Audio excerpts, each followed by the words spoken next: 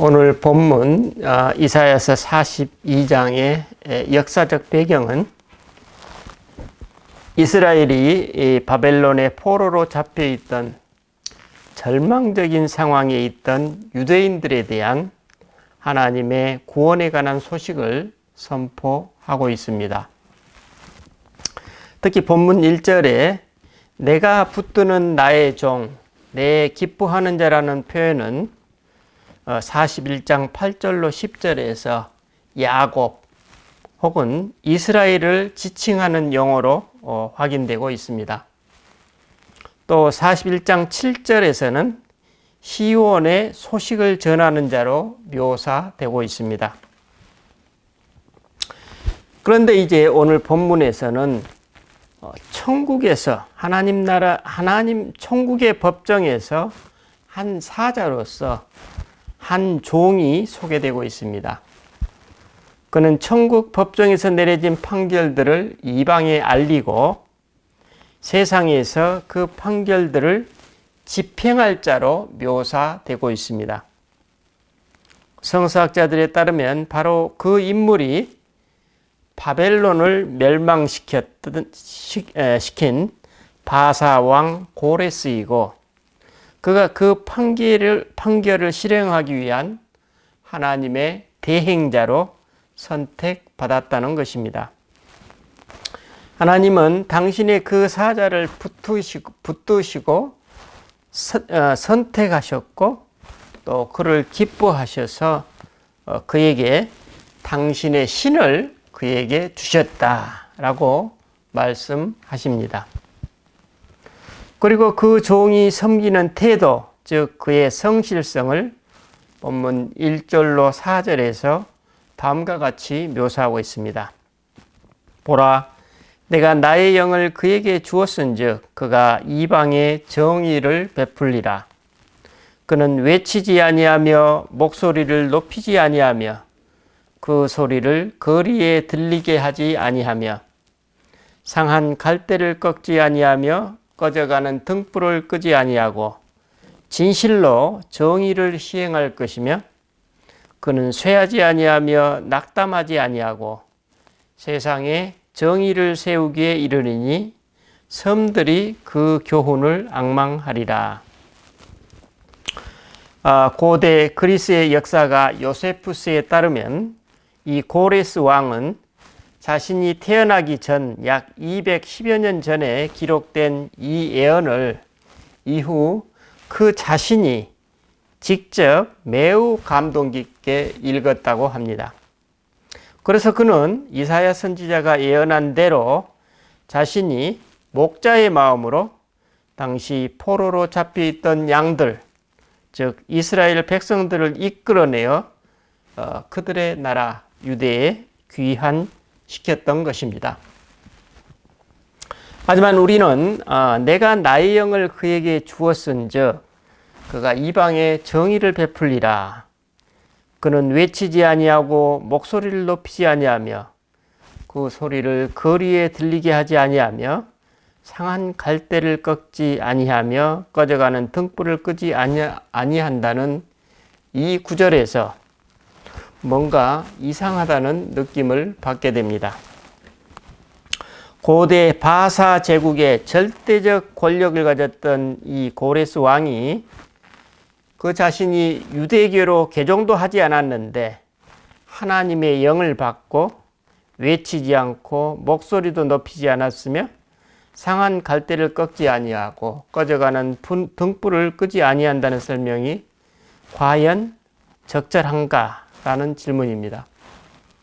물론 이 고레스 왕이 바벨론의 포로로 잡혀있는 이스라엘 백성들을 돌려보내는 데 있어서 절대적인 역할을 한 것은 맞지만 뭔가 제대로 딱 들어맞지 않은 것 같은 석연찮음이 남습니다. 왜 그럴까요? 그렇습니다. 방금 그 구절의 의미를 제대로 의미대로 합당한 삶을 살았다고 받아들이기에는 제국의 군주로서 살았던 고레스 왕의 실제 삶에 견주어 보면 너무나 미흡하다고 느껴지기 때문일 것입니다. 그는 제국의 왕으로서 정복전쟁을 멈추지 않다가 적군의 보복을 받아 처참한 최후를 맞았다고 합니다. 그렇다면 우리는 이 부분을 어떻게 받아들여야 할까요? 그렇습니다. 이 예언의 중의적 의미입니다. 즉 이사야 선지자의 이 예언이 이스라엘을 포로에서 이끌어낸 고레스 왕을 의미하기도 하지만 또한 동시에 이 예언의 더 온전한 의미를 하나님께서 이루신다는 것입니다. 누구를 통해서요? 이사야서 11장 1절에 예언한 바와 같이 이새의 줄기, 즉 다윗의 자손을 통해서입니다. 우리는 그를 메시아라고 합니다. 그래서 이 이스라엘 백성들은 그들이 학수고대하는 메시아가 오시면 진정 방금 읽었던 1절로 3절의 언약이 온전히 성취될 것이라고 믿지 않았겠습니까? 우리 그 의미를 생각하면서 마태복음 12장을 보면 9절로 21절에 보면 예수님이 안식일에 한쪽 손 마른 사람을 고쳐주시자 바리새인들이 예수님을 어떻게 죽일까 의논하게 됩니다. 이에 예수님이 이 사실을 아시고 자기를 나타내지 말라고 경고하십니다. 그리고 마태는 그 의미를 다음과 같이 덧붙이고 있습니다. 마태복음 12장 17절로 21절입니다. 이는 선지자 이사야를 통하여 말씀하신 바 보라 내가 택한 종 내 마음에 기뻐하는 바 내가 사랑하는 자로다. 내가 내 영을 그에게 줄 터이니 그가 심판을 이방에 알게 하리라.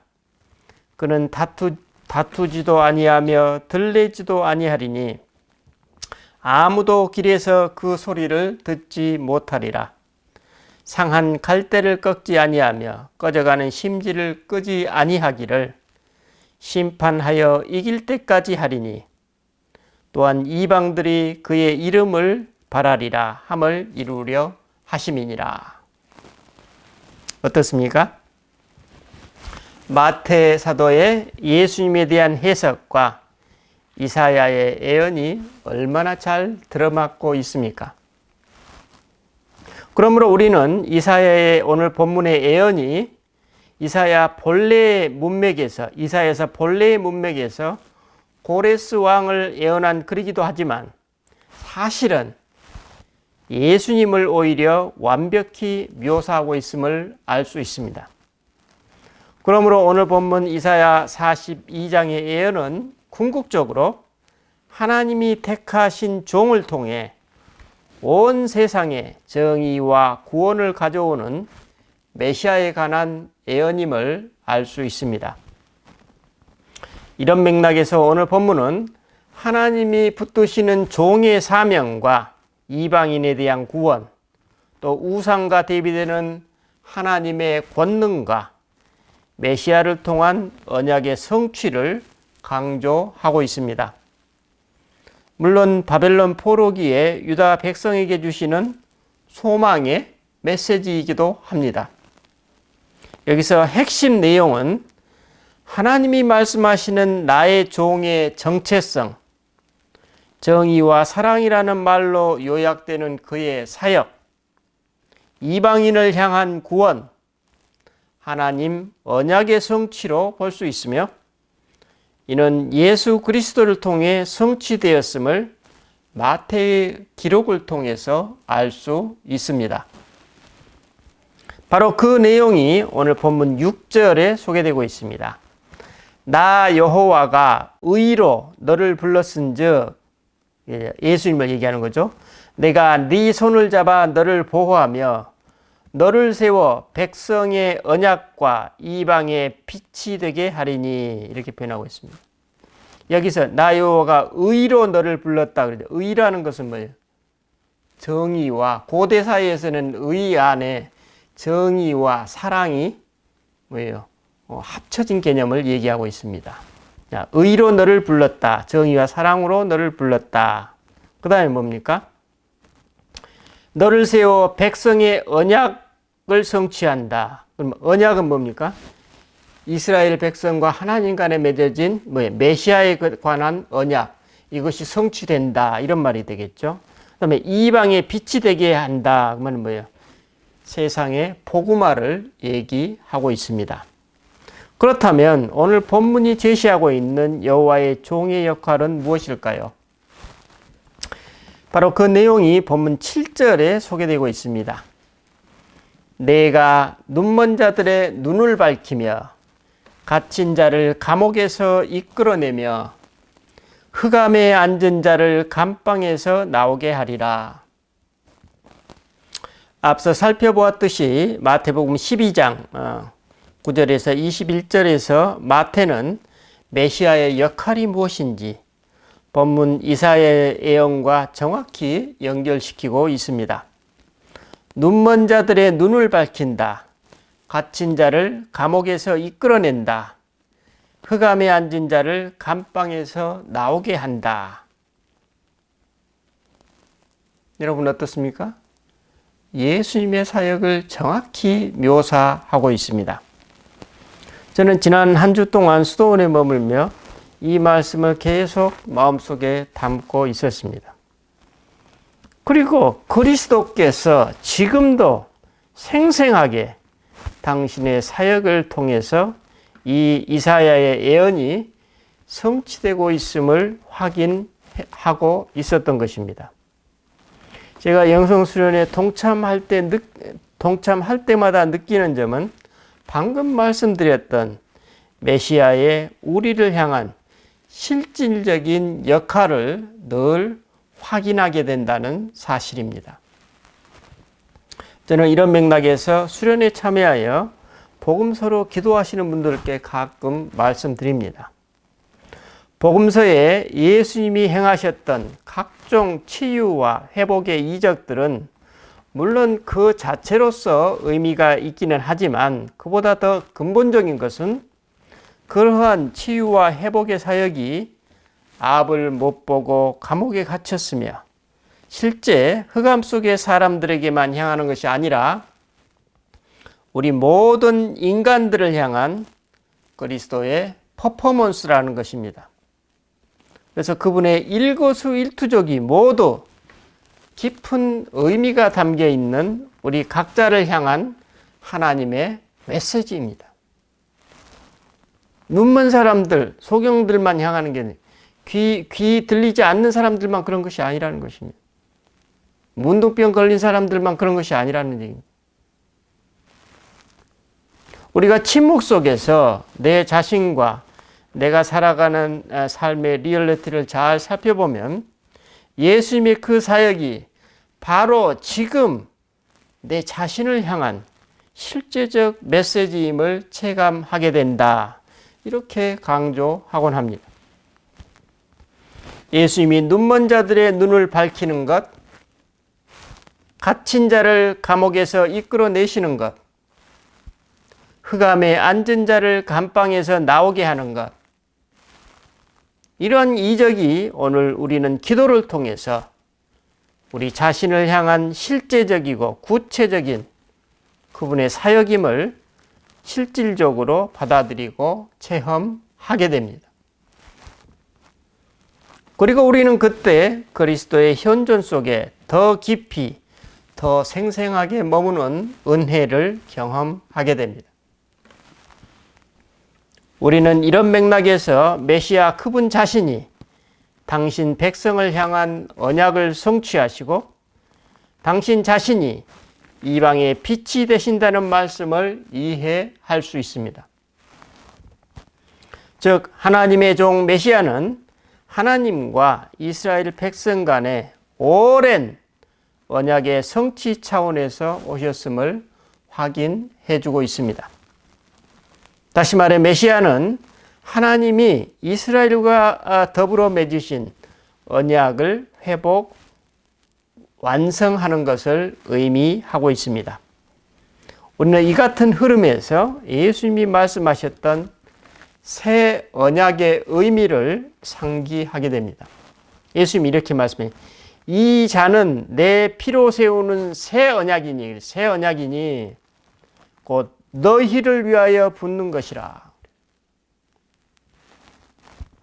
그런데 이 새 언약은 혈통적 이스라엘에게만 적용되는 것이 아니라 그리스도의 은혜를 믿음으로 받아들이는 모든 사람들, 오늘 우리들 같은 영적 이스라엘을 위한 것임을 알 수 있습니다. 또 그분이 이방이 빛이 될 것이라는 말씀도 메시아를 통한 구원이 땅끝까지 이르게 된다는 것입니다. 즉 세계 열방에 생명의 축복을 전하는 것입니다. 바로 이 내용이 예수님이 예루살렘에 입성하신 후 당신을 찾아온 이방인, 즉 헬라인과 나눈 대화 속에 소개되고 있죠.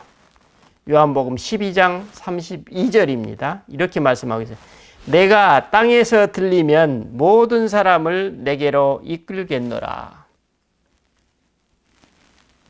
여러분, 초대교회에서 예수님의 이런 취지를 가장 잘 따랐던 분이 누구십니까? 바로 사도 바울이었습니다. 자, 이제 예수님의 실제적인 사역의 내용을 좀 더 구체적으로 살펴보십시다. 눈먼 자들의 눈을 밝히며 갇힌 자를 감옥에서 이끌어내며 흑암에 앉은 자를 감방에서 나오게 하신다는 이 약속입니다. 물론 이 묘사는 1차적으로 방금 말씀드렸다시피 이스라엘이 바벨론에 포로된 상태에 대한 내용으로 볼 수 있습니다. 특히 눈먼 자, 갇힌 자, 흑암에 처한 자는 바벨론의 포로로 붙잡힌 유대인들을 비유적으로 표현하고 있습니다. 그런데 특히 눈먼 자라는 표현은 본 이사야서에서 이스라엘의 영적 무지, 그 영적 무지의 상태를 가리키는 표현임을 알 수 있습니다. 이사야서 42장 18절로 22절에 이렇게 그 의미를 묘사하고 있습니다. 제가 한번 봉독에 올립니다. 너희 못 듣는 자들아 들으라. 너희 맹인들아 밝히 보라. 맹인이 누구냐? 내 종이 누구냐? 누가 내가 보내는 내 사자같이 못 듣는 자 되겠느냐? 누가 내가 보내는 내 사자같이 못 듣는 자겠느냐? 누가 내게 충성된 자같이 맹인이겠느냐? 누가 여호와의 종 같이 맹인이겠느냐? 내가 많은 것을 볼지라도 유의하지 아니하며 귀가 열려 있을지라도 듣지 아니하는도다. 뭡니까? 보지 못하고 듣지 못한 이스라엘을 지금 표현하고 있습니다. 영적으로 뭡니까? 죽어 있다는 것입니다. 이는 하나님께 맹인된 이스라엘, 그분의 말씀을 듣지 못하는 이스라엘을 묘사하고 있습니다. 그런데 오늘 본문의 이 종의 사역, 즉 메시아의 사역은 이러한 영적 무지로부터의 해방이라고 선포하고 있습니다. 즉 메시아 당신과 당신의 삶으로 말미암아 흑암과도 같이 깜깜한 그 무지의 상태로부터 구원의 빛을 발견하게 된다는 것입니다. 우리는 이러한 맥락에서 예수님이 당신의 고향 나사렛 회당에서 선포하셨던 그 첫 일성을 만날 수 있습니다. 이렇게 말씀하셨죠. 주의 성령이 내게 임하셨으니 이는 가난한 자에게 복음을 전하게 하시려고 내게 기름을 부으시고 나를 보내사 포로된 자에게 자유를, 눈먼 자에게 다시 보게 함을 전파하며 눌린 자를 자유롭게 하고 주의 은혜의 해를 전파하게 하려 하심이라. 예수께서 그들에게 말씀하시되 이 글이 오늘 너희 귀에 응하였느니라. 이는 뭡니까? 예수님 당신도 오늘 본문에 여호와의 종이라는 맥락에서 이사야서가 예언했던 당신 자신의 정체성과 당신의 사역을 인식하고 계심을 정확히 묘사하고 있습니다. 그래서 본문 7절에 묘사된 종의 사역에서 눈먼 자들의 눈을 밝힌다는 내용은 바로 영적 무지로부터의 해방이고, 그래서 그 메시아로 말미암아 사람들은 깜깜한 어두움의 상태로부터 구원의 빛을 발견하게 된다는 것입니다. 그러므로 메시아가 갇힌 자를 감옥에서 이끌어내며 흑암에 앉은 자를 감방에서 나오게 한다는 의미는 메시아로 인하여 삶의 깊은 수렁에 빠져 이러지도 저러지도 못하는 사람들이 그 수렁에서 빠져 나온다는 것입니다. 또 깊은 어둠 속에 갇힌 사람들, 자신의 존재 가치와 삶의 의미를 잃어버린 사람들이 메시아로 말미암아 그 어둠에서 걸어 나오게 된다는 것입니다. 이건 뭐예요? 실제적인 이야기입니다. 제가 영성수련에 함께 동참할 때마다 경험하는 실제 삶입니다. 메시아께서 생생히 살아계셔서 우리들에게 그러한 역사를 하신다는 사실입니다. 그런데 아이러니하게도 특히 이스라엘처럼 오랜 기간 단일 민족으로서 문화적 획일성이 강한 나라의 백성들일수록 자기 자신과 하나님을 바라보는 눈, 즉 영적 맹인에 속할 가능성이 높다는 것입니다. 참 아이러니하죠. 2000여 년 전 이스라엘도 마찬가지였지만 오늘 한반도에 살아가는 우리나라나 일본 같은 경우도 정작 우리가 우리 자신을 잘 모르는 맹인으로 살아갈 가능성이 다른 다양한 인종이 함께 살아가는 사회에서보다 훨씬 더 높다는 것입니다. 그렇죠. 그럴 수밖에 없죠. 아마도 그래서 이스라엘 사람들도 2000여 년 전 바리새인이라는 맹인들이 그처럼 득세하지 않았을까 짐작할 수 있습니다. 예수님은 그 눈뜬 맹인들을 위해서 가르치고 또 가르치셨지만 그들은 자신들이 맹인이라는 사실을 결코 인정하지 않았습니다. 그래서 예수님은 말씀만으로는 안 되었기에 수많은 맹인들, 즉 실로암 맹인, 소경 바디메오 같은 사람들의 눈을 실제로 뜨게 해주시면서 당신의 정체와 그들의 실상을 드러내 주셨던 것입니다. 그래서 그들은 눈을 뜨자 인간이 영적 맹인의 상태에서 벗어났을 때 사람이 어떻게 변하는지 이스라엘 사람들에게 보여주었습니다. 그들은 예수님께 대한 소문이 험악했던 그 상황 속에서 예수님을 그리스도로 증언했던 것입니다. 그들은 하나님의 은혜 안에 사는 것이 무엇인지 직접 보여주었던 것입니다. 이것이 증인의 삶입니다. 우리 모두는 사실 이 부르심을 받고 나섰다고 고백하는 사람들입니다. 이처럼 예수님은 당신과 당신의 메시지에 눈 감고 귀 닫은 이스라엘 사람들에게 오감으로 직접 자유와 해방이 무엇인지 경험할 수 있는 퍼포먼스를 시연해 주셨던 것이죠. 저는 지금까지 우리나라 분들을 대상으로 영성수련 사역을 경험했습니다. 그리고 지난 몇 차례에 걸쳐서 일본 분들도 인도할 수 있는 기회가 있었습니다. 우리나라 사람들이나 일본 사람들이나 공히 기도를 통해 자기 자신의 모습을 객관적으로 볼 수 있는 그런 기회를 가진다는 점에서 상당한 놀라움과 충격을 경험하곤 합니다. 그들 자신도 그들 자신의 살아가는 모습에 깨어나면서 엄청난 충격을 받습니다. 왜 이런 현상이 유독 극명하게 나타날까요? 단일 문화권의 오랜 역사와 전통을 가진 사람들에게서 유독 그렇게 나타날까요?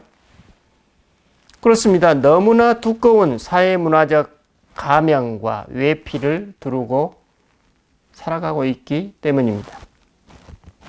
그 인격적 가명과 문화적 외피가 때로는 사람들의 편의와 질서를 유지하는 측면도 있지만 그 정도가 과했을 때는 그 사람의 생명력과 진실을 억압하는 압제로 작용했던 것입니다.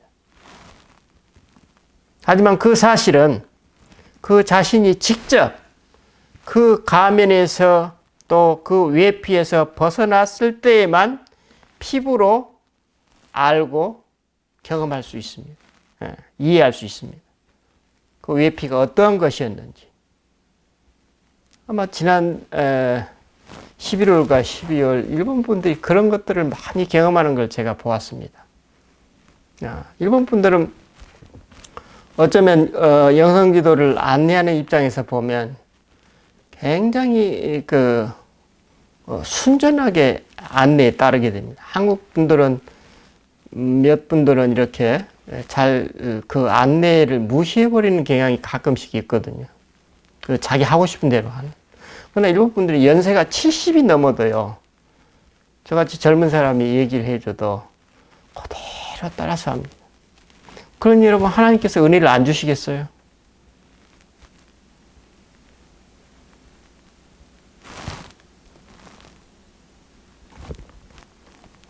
그래서 이처럼 사회문화적 외피와 억압에 둘러싸인 분들에게 복음서 속에 그 예수님을 소개하면 그분들은 거의 대부분 자유와 해방의 복음을 체감하게 됩니다. 완전히 딴 세상에 사는 겁니다. 새로운 삶이 시작되는 것입니다. 여러분 이것을 어떻게 언어로 표현을 합니까? 어떻게 책으로 드러냅니까? 이 소중한 것을.